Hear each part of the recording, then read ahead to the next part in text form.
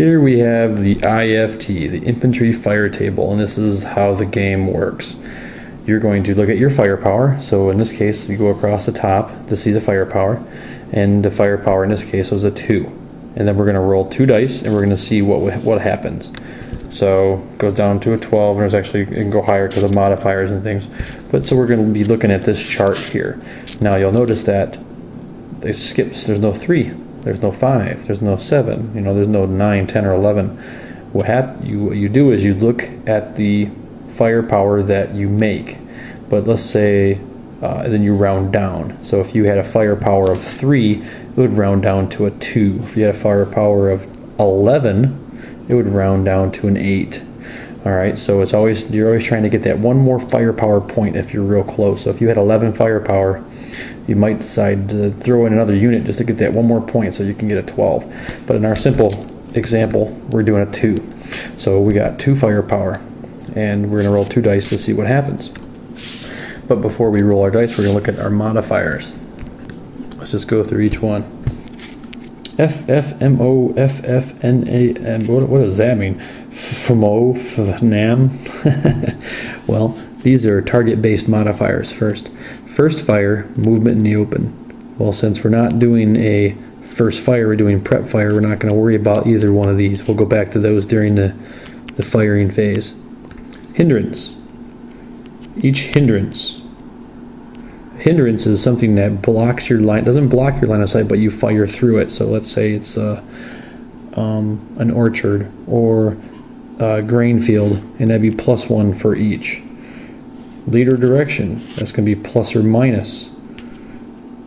Unit carrying a flamethrower, if the guy you're shooting is carrying a big flamethrower, it's going to be easier to hurt him.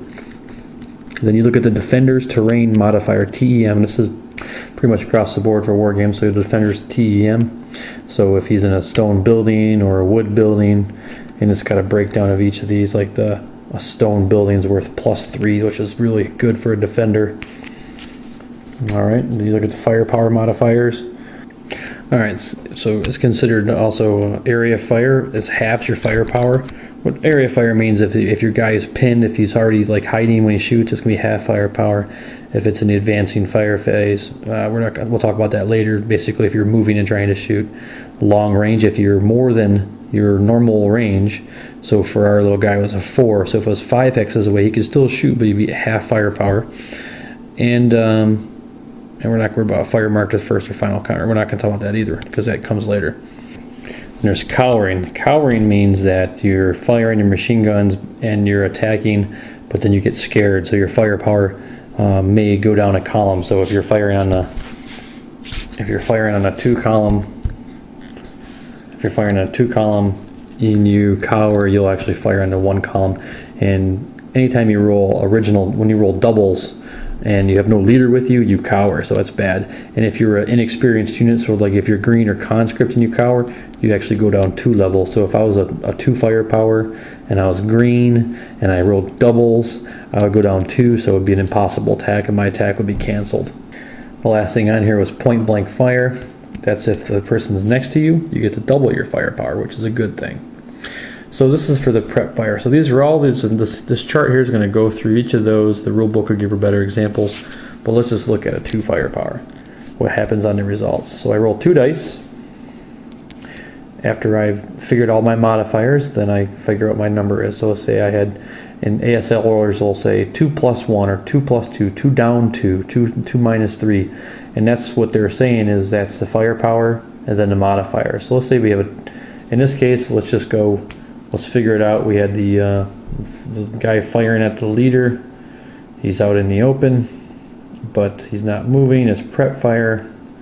No terrain modifier because he's in the open. Not leader directed. No hindrance. So it's just a straight 2. Just a regular 2. So we roll 2 dice. But because he's not leader directed, he could cower, so you gotta be careful. So let's see if he rolls 2 dice. If he rolls snake eyes, which would be a cower, which is easy to forget, you're going to go down to here, and a 2 on a 1 would be a 1 MC, and now MC is a morale check. So your possible results, without going through each of them, KIA just flat out kills the guy. If you roll a KIA, at least as many targets as indicated by that number are killed outright. So if I roll a KIA and there's a 2 KIA is really bad. All remaining units so if I rolled 2 and I had 2 units there, they both die. So if I was shooting at the guy and I rolled a 2 KIA, he's dead. Or a 1 KIA, he's dead. A K/1 would mean that 1 unit is dead. Unless there's a stack of units there, 1 would be dead, and then the other ones would take a 1 MC, which is a morale check. Now remember, a morale check is what the game is all about. So if I made this leader roll a morale check, he's a 9 morale. So he has to roll 2 dice. If he rolls a 9 exactly, he'll pin, which means he's going to hide, lay down on the ground from the bullets and everything else. If he rolls an 8 or less, he's just going to laugh at you. He's going to shake it off. It's not even going to affect him. But if I roll an 10 or 11 or 12, he's going to break. He's going to flip over. And he's going to get one of these DMs on him. Alright? So that's what their goal is, to try to break the guys, make them run away, like I told you earlier. So that's what it is. And if it says a 1 MC, you add 1 to his morale check, so it makes it harder to pass. So if he had a 9 morale, and you're rolling a 1 MC, his morale now is an 8. So he has an 8 morale when he's rolling for that die. So you have 1 MCs, 2 MCs, there's actually 3 MCs, and then there's a PTC, a pin task check. Now what he does on that is he just rolls his morale. If he passes, he's fine, but if he fails the pin task check, he'll get pinned, which means he just lays down on the ground. He can still fight and everything else, but it's at half firepower and whatnot, and you put a pin marker on him. So that's prep fire. Each of your units that you decide to prep fire with are done. You mark them with the prep fire. They can no longer move or do anything else that turn. So a lot of ASLers will say, if you're prep firing, you're losing. Because once you prep, that guy's done. And usually, if you're the attacker, you have to move across the battlefield. If you're the defender in the scenario, it's okay to prep fire, typically. Unless you want to go hide behind a building because you're worried about the return fire, and that's something else we'll talk about hopefully in a future primer episode. So, typical infantry tactics, real life. You're going to assault the objective. You take part of your team and you tell them, lay down suppressing fire, lay down fire on this building so that my other guys can maneuver. And that's kind of what you're doing with the prep fire. If you're the attacker, you're designating this machine gun or this squad to fire on the building, hopefully suppress the enemy inside of it so that your maneuver element can then maneuver around and envelop or come inside or whatever of the defender. So that's the prep fire. Fire combat in ASL is not that complicated. Just you figure out your firepower, you figure out the modifiers that you're attacking with. Then you look at what you're shooting at. This prep fire is especially easy because there's no movement involved. So you look at your defender. Can you see it? Is there any hindrances? What is the terrain that he's in? Is there any other modifiers? And it's all listed for you right on this reference sheet. Once you figure out the modifiers, you're going to get a little ratio. You're going to say a 2 plus 2 or a 2 minus 2 or a 4 minus 1. Then you roll the dice.